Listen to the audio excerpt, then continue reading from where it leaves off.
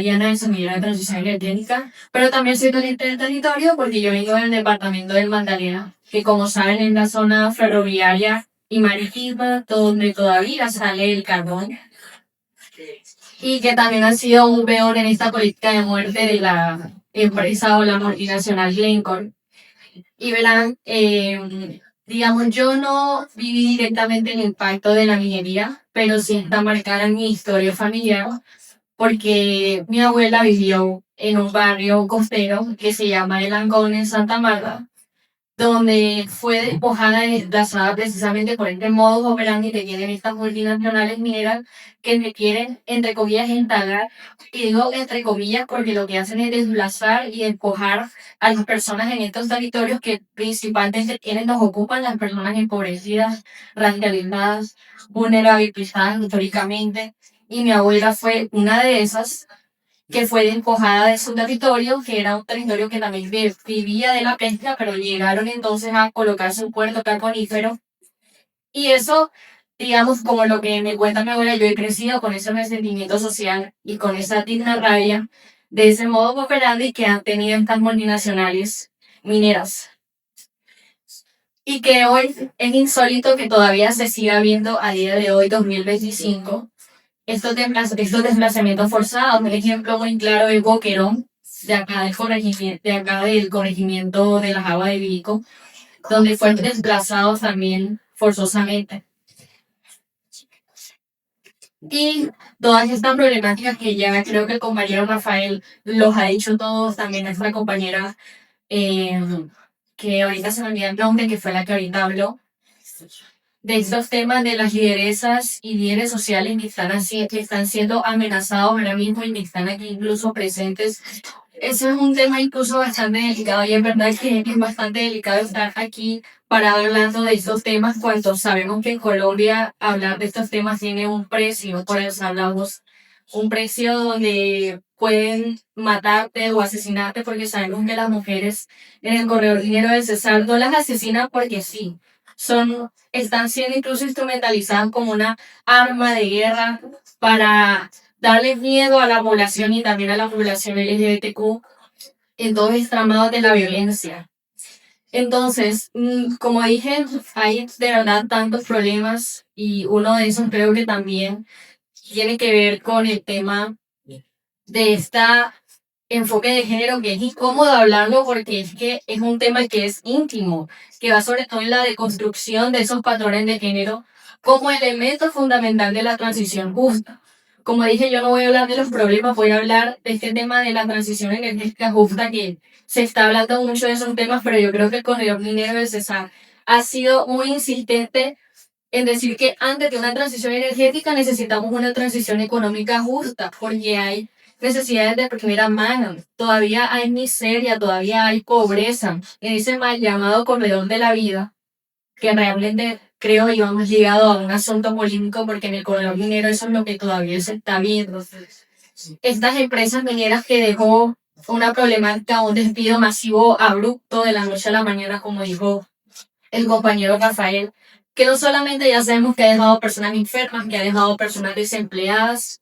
pero también pensemos un poco en esas problemáticas de género, porque para esa transición energética que queremos que sea hasta que se viene, no podemos repetir lo que pasó con estas empresas mineras. Es decir,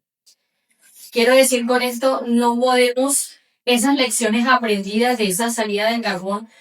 no puede llegar con esta transición energética, por ejemplo, voy a dar un ejemplo. Bueno, si pensemos que vienen los paneles solares, muy chévere la energía solar, pero en 40, 50 años, entonces hay una contaminación de paneles solares, otra vez van a despedir entonces a los trabajadores y trabajadores de los paneles solares. ¿Queremos que se repita esa historia? Yo creo que no. Entonces, si esa transición energética viene, no debe repetir esos errores que han costado vidas, que ha dejado personas enfermas, que ha dejado a mujeres y a personas LGBTQ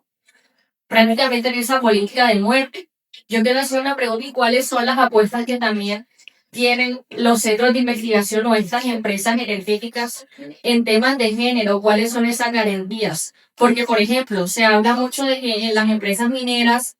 que ya muchas están hablando, Prodeco ya cerró, Pero muchas hablan sobre el tema de la inclusión, del tema del empoderamiento de la mujer, sí, muy chévere, pero uno va a ver cómo están, proclama mucho ese tema del enfoque de género y cuando uno viene a ver, solamente la inclusión la toman y es porque aquí vamos a poner un indígena, aquí vamos a poner un afrodescendiente, les tomamos una foto, llenamos la planilla con un tallercito, con un diálogo y ya, chao, eso es la inclusión.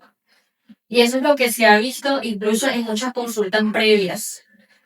donde no se toma el enfoque de género de una manera de verdad que se ejecute, sino de una manera masiva, paternalista.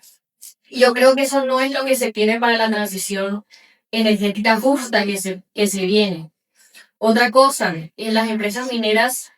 se habla mucho también de que hay mujeres, sí es verdad, hay mujeres, hay unas cuantas mujeres en estas empresas mineras que han estado, pero uno viene a ver y en la planta laboral me atrevo a decir que el 95% son hombres y el 5% son mujeres y las mujeres trabajan más que todo en el área administrativa. ¿Y quiénes son los que están en los cargos de poder? Son los hombres. Pero ojo, yo no quiero decir que los hombres, porque no quiero que se sientan atacados por ser hombres o por ser personas blancas. Pero no me parece, y creo que no está bien, que una persona que esté en cargos directivos sea una persona racista, sea una persona homofóbica, sea una persona clasista, que está reproduciendo todas estas lógicas que no nos van a dejar avanzar y que por mucho que hablemos con un taller, con un diálogo, con una consulta previa, estamos en un sistema capitalista, es verdad, estamos en un sistema donde si queremos cambios sistémicos, solamente serán con políticas, solamente serán con sentencias o con leyes. Pero ojo, he visto que también hay un modo operandi últimamente con mesas de diálogo institucionales donde sí, vamos a revisar esta política pública, entonces la revisamos, la revisamos, la revisamos y hay un cansancio porque entonces no se consolida la política pública. ¿Sí? Entonces, es también hacerle seguimiento de qué manera o qué metodologías estamos llevando a cabo en los eventos institucionales que son los tomadores de decisiones y que esos espacios de co-construcción sean realmente transparentes, donde no solamente beneficie a una sola persona de una comunidad, como lo decían ahorita, no de una manera individual, porque a veces no es una mentira que a veces de pronto se beneficien, y voy a decirlo de esta manera muy implícita, pero hay que revisar y hay que hacerle seguimiento a muchas asociaciones que están siendo beneficiadas hoy en día porque están obedeciendo o son beneficiadas porque de pronto obedecen o responden a los intereses de una administración local y no de pronto de lo que la comunidad o las asociaciones de verdad quieran. Y eso también es bastante preocupante. Para esta, y creo que lo que hace falta, y creo, es materializar una política pública de equidad de género en aras de la transición energética, donde no se vaya a reprimir todas estas problemáticas. Porque es muy feo también en el caso de la población LGBTQ y en el caso también de las mujeres. Se supone que las empresas ingenieras eran la mayor oferta laboral en este corredor. Y que muchas, lastimosamente, muchas niñeces, juventudes, mujeres trans, tengan que prostituirse o tengan que vender su consentimiento sexual por dinero, porque no las aceptan en estas empresas, no las han aceptado en estas empresas mineras o no las tengan en cuenta por esos prejuicios, es bastante triste y eso todavía se sigue viendo. Entonces, eso no es lo que queremos para esta transición energética, que no se sigan repitiendo estas problemáticas históricas, sino que también los y las que estamos aquí presentes podamos deconstruir también todos esos pensamientos o esos ideales, porque no necesitamos ser guiris, si lo voy a decir así. Es que en espacios como estos hay que enunciarlos políticamente y también tenemos, no podemos decir o que es que el silencio para algunos es estratégico. Realmente el silencio debería ser incómodo en estos espacios. Entonces hay que darle también seguimiento a quiénes son los tomadores de decisiones, quiénes son las personas de corbata que están allá arriba tomando las decisiones, que se quedan callados